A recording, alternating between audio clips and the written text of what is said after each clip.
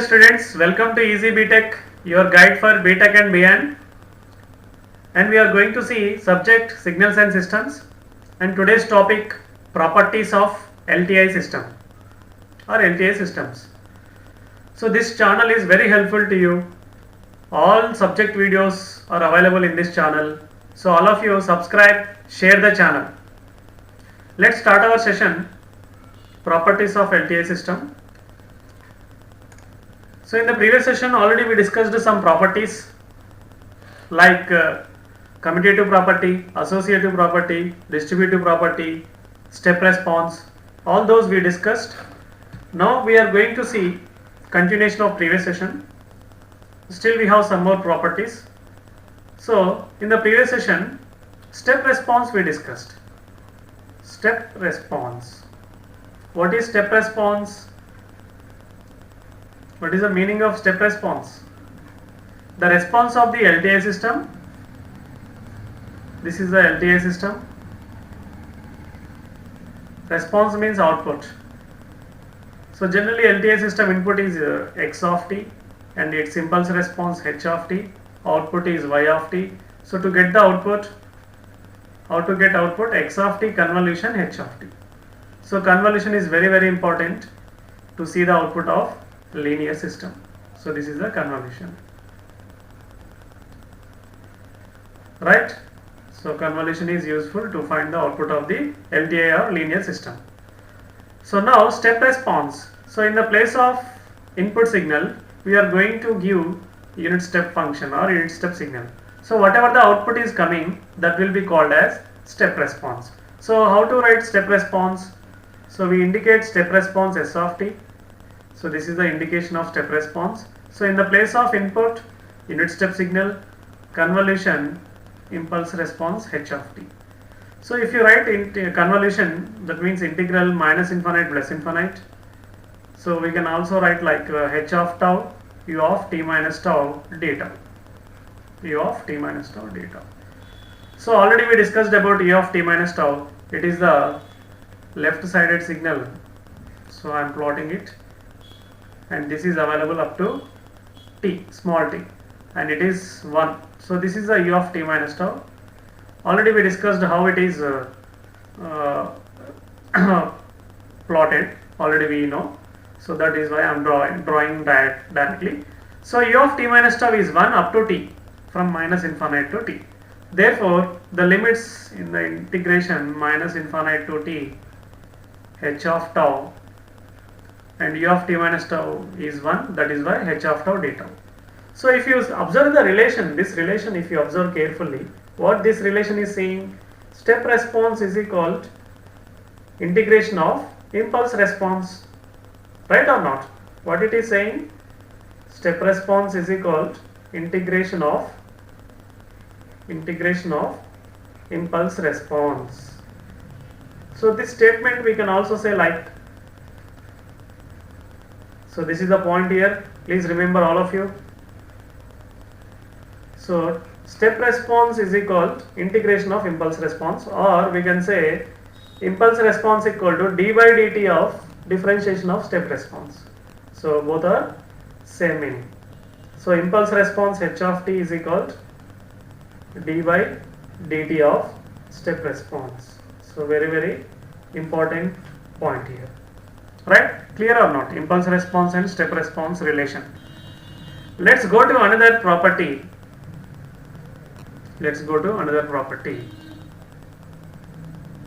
Shift property, time shift property or delay property. Time shift or delay property. So what is the delay property? We discuss now. What is the meaning of delay property? So if you take LTI system, the output is y of t, input is x of t, and impulse response h of t. X of t, h of t, output y of t. So output expression y of t is equal to x of t convolution h of t. X of t convolution h of t. Now delay property means if input is, for example, x of t minus t naught, time delay, or it is shifted, then what is the output in this case? The same LTI system, its impulse response h of t. So what will be the output now? So that is a time shift property. So your output is delayed by same amount. So y of t minus t naught, y of t minus t naught. So if you see the proof is very easy. So convolution we know first.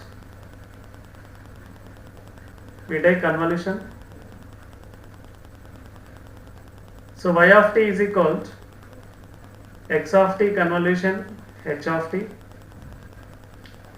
So convolution integral minus infinite plus infinite x of tau h of t minus tau d tau. Or also we can take like this, integral minus infinite plus infinite h of tau x of t minus tau d tau. Okay.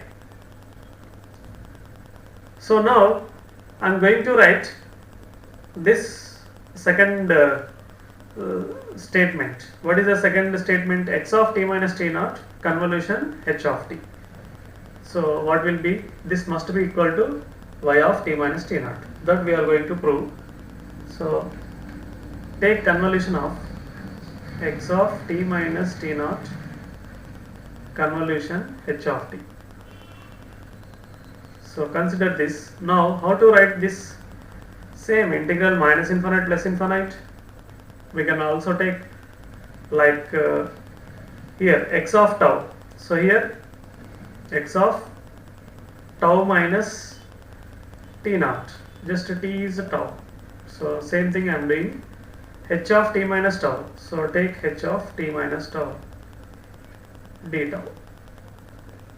Okay. Now consider this x of t minus t naught, sorry, tau minus t naught. Let tau minus t naught is equal to p. I am taking tau minus t naught is p. By this tau will become p plus t naught.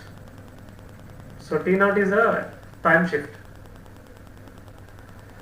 Next dt will become dp because t naught is constant. And what about limits, lower and upper limits? So tau lower limit minus infinity, so minus infinity minus t naught. So lower limit is minus infinity is equal to p, upper limit plus infinity is equal to p. So limits are not changing. Okay, so all these we are going to substitute in this integral. Then we can see changes. The all we are going to substitute in this integral. So let's take that integral. Integral minus infinite plus infinite x of p, right or not? Because tau minus t naught is p, into h of here tau minus t naught is equal to p, tau is equal to p plus t naught. So t minus tau, tau is what? P plus t naught. So minus p minus t naught, right or not? And d tau is dp, so dp. In the place of d tau we are taking dp. So this integral just I am slightly modifying, rewriting x of t into h of t minus t naught minus p dp. So if you compare the integral what we have now with y of t, so this is y of t. So just do comparison, we can understand the result. We can understand the result. Just do comparison of these two. So here tau, here p. no problem. Tau is a dummy variable, here p also a dummy variable. So here we have h of t minus tau. So here it is y of t. But in the place of here t, we have t minus t naught, h of t minus t naught. So this total integral will become y of t minus t naught. So this is the answer, y of t minus t naught. Very simple. Okay, from convolution integral only we can prove it, y of t minus t naught. So this is the result. Similarly, here x of t minus t1, the input signal is delayed by t1 and impulse response also delayed by t2. This is the case now. X of t minus t1 convolution h of t minus t2. What is the output? So output y will become t minus t1 minus t2, y of t minus t1 minus t2. Okay, so input is coming late by t1, impulse response is late by t2, then output also late by t1 t2 minus t1 minus t2, or also you can write, so I am writing here x of t minus t1 convolution h of t minus t2 will become y of t minus t1 plus t2. So output also delayed, output also shifted or delayed. So this is a time shift or delay property. Very simple. Okay, right or not? Next, go to another property, duration property. Duration property. Duration property. So this I can tell simply. Suppose the input signal x of t is available from t1 to t2. Its duration is t1 to t2, or the signal is available from t1 to t2. This is the input signal. And impulse response h of t. Impulse response h of t. Impulse response h of t. This is available from, for example, t3 to t4. Now what is the duration of output?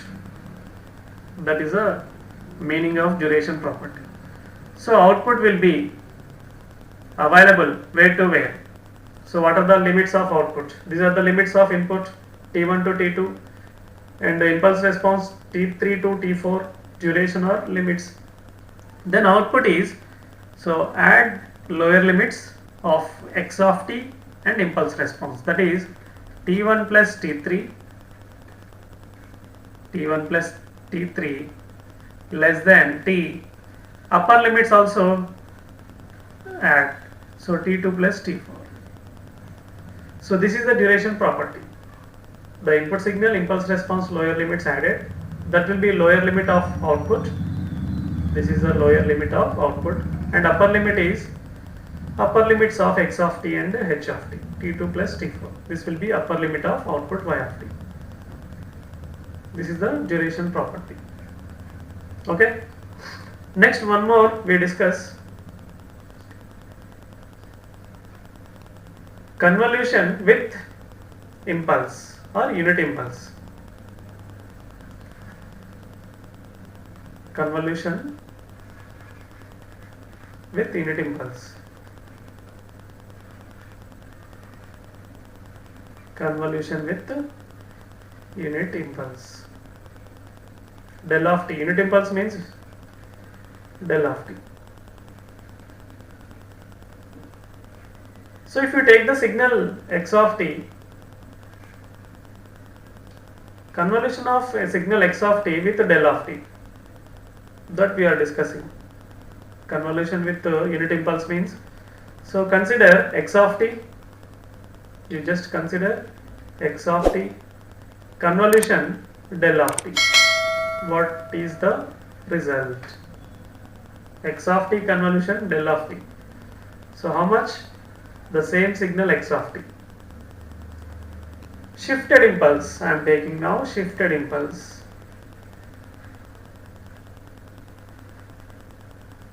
Shifted impulse.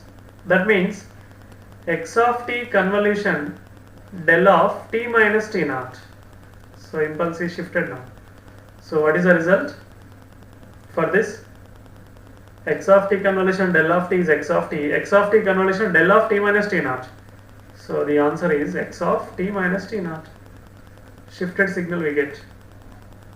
Okay. Just see this proof. So we know convolution formula. What is the convolution formula? Integral minus infinite plus infinite x of tau del of t minus tau, del of t minus tau d tau. So if you take del of t minus tau, del of t minus tau, what it means? Impulse. Del of t minus tau means it is the impulse at tau is equal to t, the location or place at tau is equal to t. So you take that tau is equal to t and substitute this tau is equal to t in this x of t, because we have multiplication. That I am going to do. Multiplication means see the location of impulse, that location is substituting in next function or x of tau. So what we get? What we get? X of t, tau is equal to t, so x of t I can write outside the integral, and integral minus infinite plus infinite del of t minus tau d tau. So this integral represents area under impulse. This integral is area under impulse, which is equal to 1. Area under impulse is 1. So 1 into x of t, answer is x of t. That's all. Right or not? In the same way, we get x of t convolution del of t minus t naught is equal to x of t minus t naught. So very, very important. Convolution with the unit impulse. Okay. And next thing we are going to see causality and stability. Very, very important. Very, very important property. Causality and stability.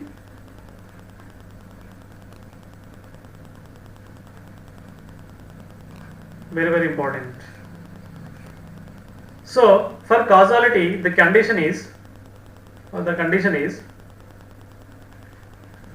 continuous time system is causal, or it is causal system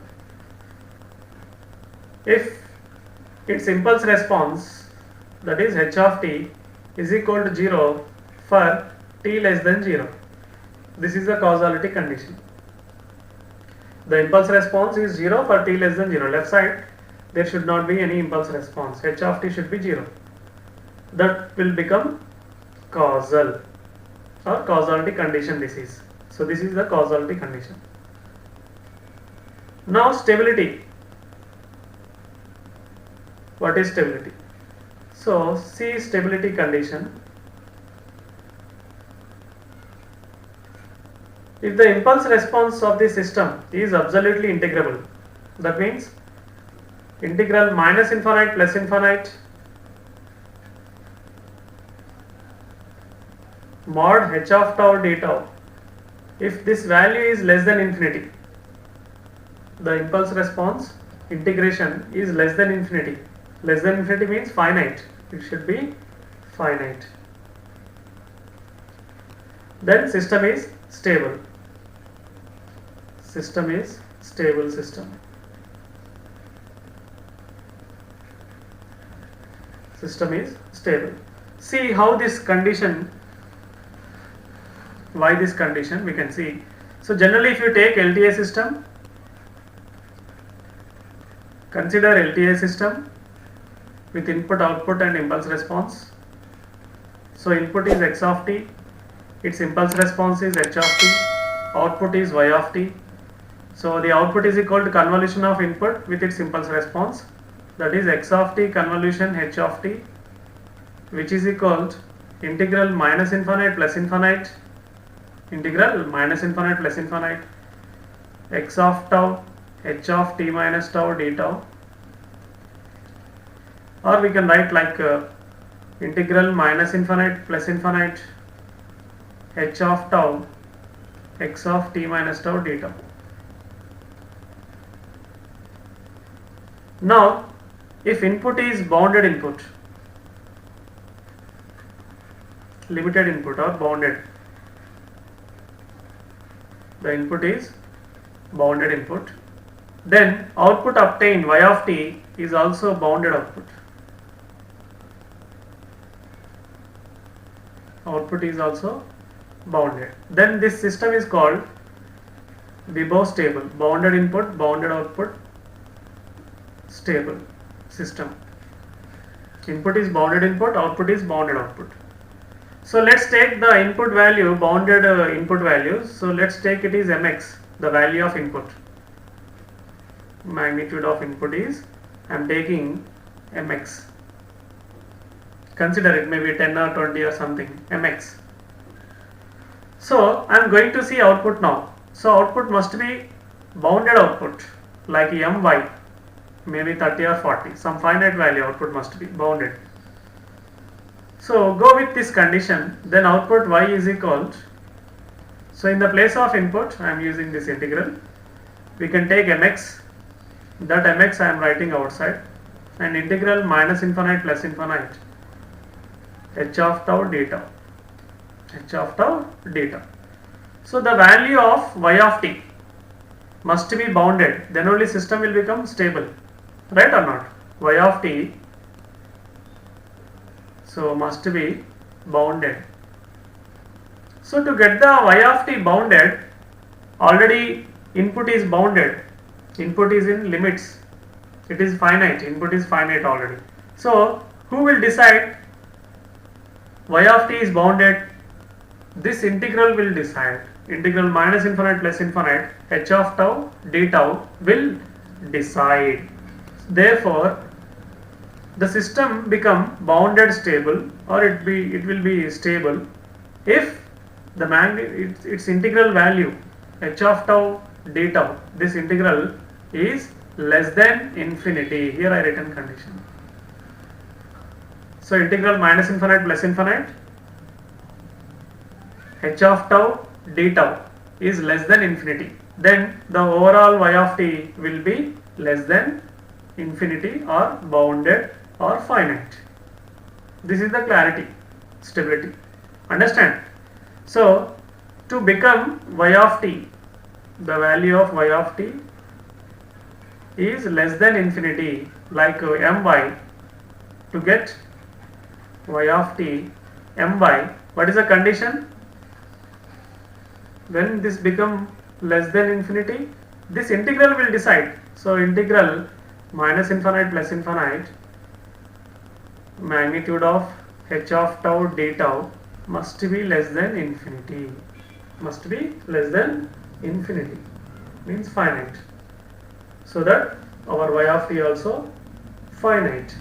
Then the system is called Bibot stable or stable system. So very important this condition. To check the system is stable or not, its impulse response integration is less than infinity, means absolutely integrable. H of t must be absolutely integrable. Okay, so these are all properties of LTI systems. Okay, so thank you students, thank you. Watch videos regularly. We meet again, we discuss another topic in the next session.